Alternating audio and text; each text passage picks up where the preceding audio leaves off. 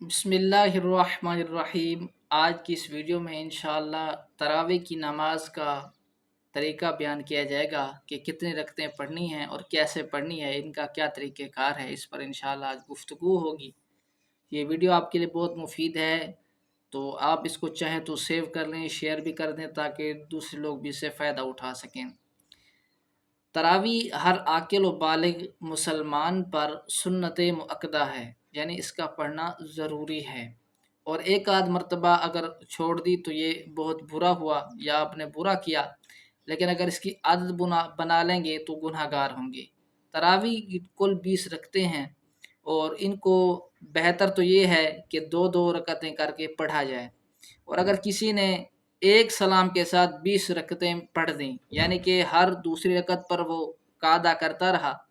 اور اس کے بعد اس نے 20ویں رکعت پڑھ کر سلام پھیر دیا، تو اس کی تراویح تو ہو جائیں گی، لیکن علماء فرماتے ہیں یہ عمل اس کا مکروہ تنزیہی ہے، لہٰذا بہتر اور افضل یہی ہے کہ وہ پورے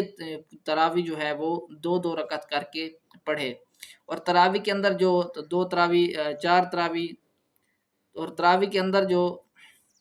اور چار تراویح پڑھنے کے بعد جو تسبیح تراویح چار تراویح پڑھنے کے بعد جو تسبیح تراویح پڑھی جاتی ہے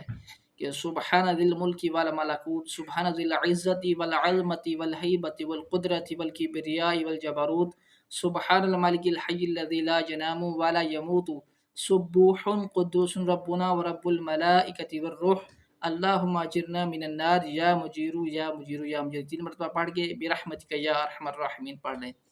تو یہ تسبیح تراویح ہو گئی، ٹھیک ہو گیا۔ اب اس کے بعد کیا ہے کہ آپ نے اگر ایسے قاری صاحب کے اگر آپ ایسے حافظ یا ایسے قاری صاحب کے پیچھے پڑھ سکتے ہیں کہ جو پورا قرآن پاک سنا رہے ہیں، پورے قرآن پاک کا مصلح سنا رہے ہیں، پورے قرآن پاک سنا رہے ہیں، ان کے پیچھے پڑھ لیں، یا اگر کہیں ایسا معاملہ نہیں ہے، یعنی کہیں ایسی صورت نہیں بنتی کہ آپ کو کہیں جماعت نہیں ملتی، آپ کے قریب کوئی ایسی مسجد نہیں ہے، تو پھر اگر آپ تنہا پڑھنا چاہتے ہیں تو اس کے لیے طریقہ کار یہ ہے کہ آپ آخری 10 صورتیں جو ہے وہ یاد کر لیں، اور ہر دو تراویح کے اندر سورہ فیل سے لے کر جو ہے وہ سورۃ الناس تک یہ پڑھتے جائیں 10 10، تو اس طرح آپ کی 20 تراویح جو ہے وہ مکمل ہو جائیں گی 10 صورتوں کے ساتھ۔ تو یہ آپ جو ہے وہ تنہا کیسے پڑھیں گے وہ طریقہ میں نے عرض کر دیا، اور اجتماعی تو وہ جو ہے آپ حافظ صاحب یا قاری صاحب کے پیچھے ہی پڑھیں گے، تو وہ بات آپ کو سمجھ آ گئی ہے۔ اللہ پاک ہم سب کو دین متین سمجھنے کی توفیق عطا فرمائے، اس پر عمل کرنے کی توفیق عطا فرمائے، آمین۔